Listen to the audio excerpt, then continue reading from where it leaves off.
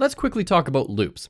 Loops are a way to go through every item in a sequence. Now we know all about sequence types such as strings, lists, tuples, and sets.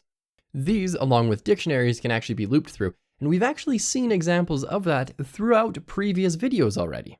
Now when it comes to loops in Python, there are really two main loop types. You have a for loop and a while loop, and they are drastically different, but they do achieve the same thing. So a for loop is a loop that will loop through every item in a sequence until it's done, and then when it's done, it just automatically stops. Whereas a while loop will run until you explicitly tell it to stop.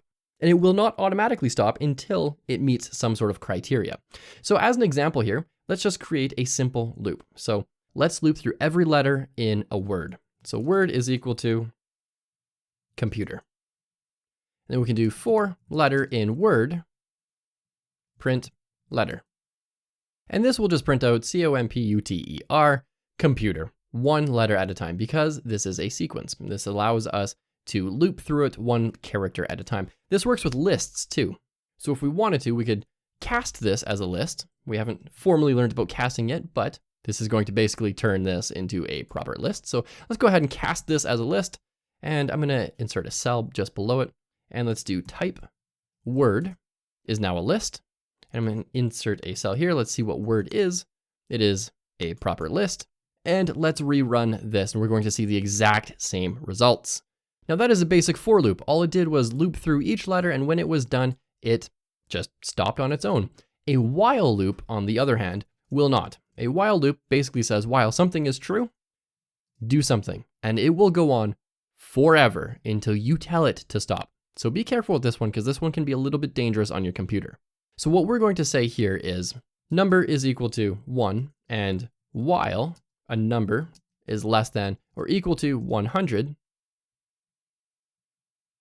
print the num. Now, because this number is set to 1 and it is not changing at all, ever, this will run forever. So what we need to do in here is build some sort of failsafe. We want this number to eventually reach the number 100. So we say num is equal to num plus 1. And after every iteration, this will add 1. So this will go 1, 2, 3, 4, 97, 98, 99, 100. And let's run this. And here we can see it's going to go all the way down to 100.